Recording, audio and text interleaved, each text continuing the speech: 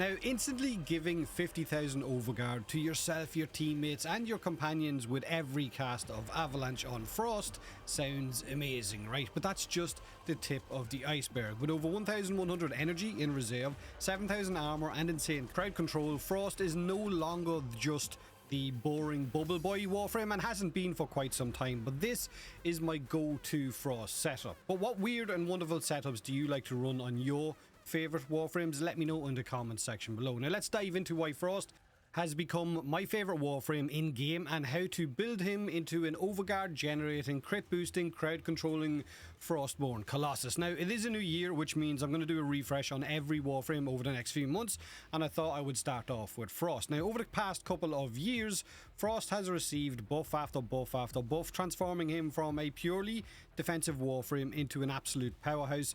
With this build, you'll instantly generate between 40 to 50,000 Overguard for yourself and your teammates whenever you cast Avalanche. You will boost your armor to over 7,000, giving you incredible survivability even when your Overguard breaks.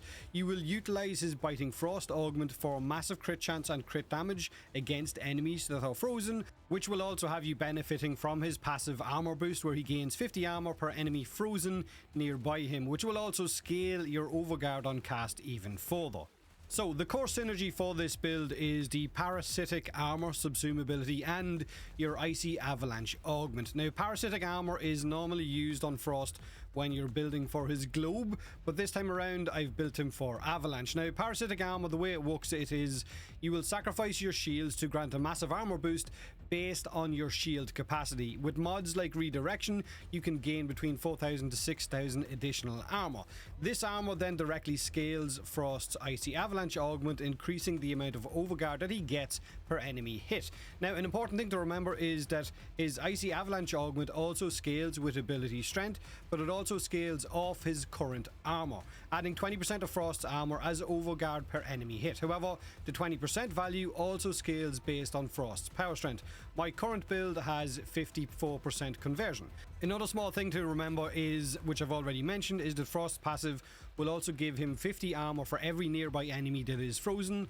This will also boost the effects of the Icy Avalanche and the Overguard that you get, but it's not required, right? It's kind of just a nice extra buff. Enemies don't have to be frozen, but you can guarantee frozen enemies by bringing either a Verglass Prime or a Tazakor modded for Shivering, Contagion and Cold, as well as having Duplex Bond. That way multiple Sentinels will fly around and keep everything locked down. So your rotation for casting abilities is basically you will cast Parasitic Armor, then you cast Avalanche in a group of enemies, and that's pretty much it. But you're going to need a few things for this to work. You need his two augments, Biting Frost and Icy Avalanche, because they're both amazing, but Icy Avalanche is going to give you that Overguard, whereas Biting Frost is for crit chance and crit damage on frozen targets, which will make your weapons hit that little bit harder.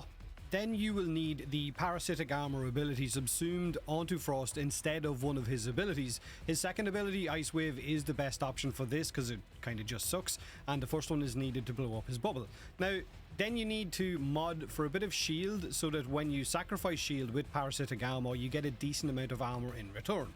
This gives you between 4 to 6k armor boost depending on what your power strength is, and then this scales your Overguard off every enemy hit. After this, how you mod is entirely up to you, but armor mods will help, and Parasitic Armor and Icy Avalanche both scale off power strength, so you're going to want to mod for as much of that as you can fit into your build. After that, if you want to mod for duration, for range, for efficiency, for energy, it's completely up to you. However, another option is Arcane Battery. It provides 1,150 energy based off your armor values, which will eliminate the need for energy mods and allow you to mod fully for strength and armor, which will give you better returns on that Avalanche, on the Overguard that you get. Now, for this build to work, like I said, you really only need Icy Avalanche because this is giving you the Overguard, then Primed Redirection or Normal Redirection for shields so that you have something to sacrifice when you subsume Parasitic Armor on here.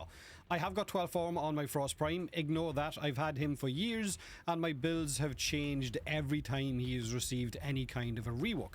Now, this is my current build for my Frost Prime. I have gone for Biting Frost so that I can get 200% crit chance on crit damage against frozen enemies. I've gone for Icy Avalanche simply because you need it for that Overguard. Then I've gone for Primed Redirection so that I have something to sacrifice. I've gone for Umbral Fiber so that I've got armor values on there. After that, it's all just pretty much power strength and a little bit of range. Now, if you're wondering what Archon shards I have equipped, I've got 2 casting speed ones, I've got 1 for health, 1 for 150 armor, and that's pretty much it. After that, I've gone for as much power strength as I possibly can. I've gone for a little bit of range. I've gone for equilibrium so that I can get health back or energy back depending on which orb I pick up. Then after that, I've got Growing Power for more power strength, Power Drift, more power strength. Then I've got Umbral Intensify to give me more power strength as well, and Blind Rage, which brings me up to 269%. However, this is going to give me another 25%, and then when this kicks in, it's going to give me another 40% as well, while also giving me another 40% duration. This means that my Parasitic Armor has a 269% conversion for shield to armor, which gives me about, I think it's 5,000 armor nearly on every single cast.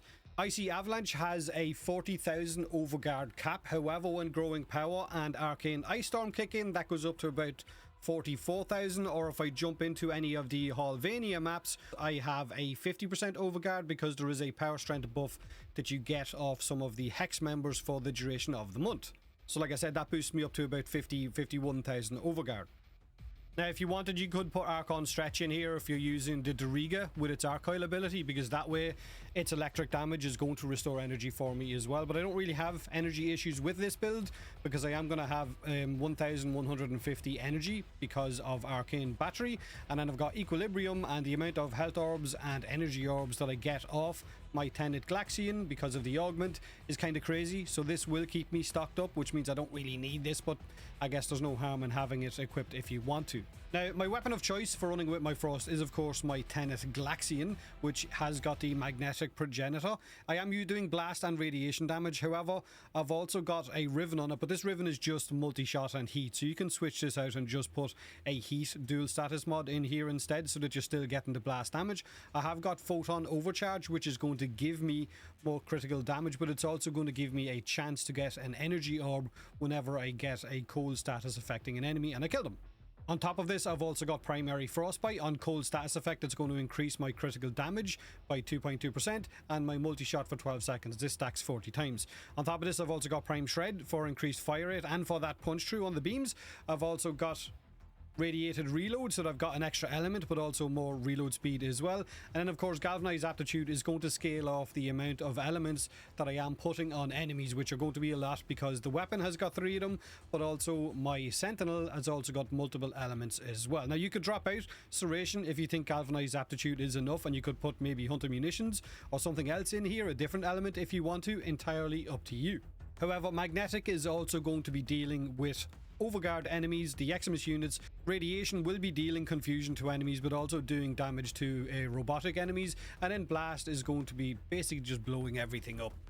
Now, if you want to know what Trumna Prime build I am using for this footage, I will leave a link in this video's description to another video that has the exact build that I am using, because the Trumna Prime is an absolute monster that can blow up whole groups that you've already removed all of the armor from. Another weapon could be the Kuva Shakur if you want to use it, because with some of the new mods it is even more powerful than it was before. But it's your game, your setup, whatever weapon you want to use is entirely up to you. But that is my Frost build, not yours. It's not a Nourish or a Roar build. It is a bit different and it fits my tanky playstyle. Let me know in the comment section below if you've tried it, and if you enjoy it, let me know what kind of weird and wonderful setups you run with on your favorite Warframe. Have a great day, and as always, thanks for watching.